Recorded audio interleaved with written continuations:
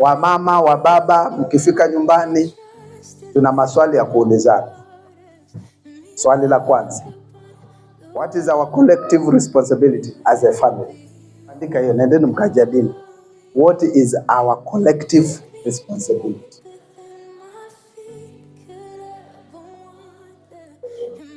Sisi kama nyumba, sisi kama jamii, tunapotoka, angalia collective responsibility. You don't say what is not agreed upon katika cabinet ministry. Watu wengine mko hapa, you are very foolish because mnasema mambo ya nyumba yenu ambayo hamjakubaliana kuyasema. Una collective responsibility. Watoto mnasema nini kuhusu mama yenu, mnasema nini kuhusu baba yenu? Mama unasema nini kuhusu mume wako, na mume wako anasema nini kuhusu wewe? There is a collective responsibility.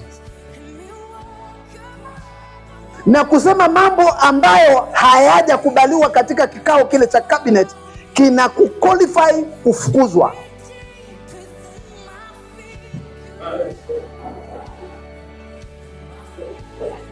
Bwana Yesu asifiwe. Bwana Yesu asifiwe.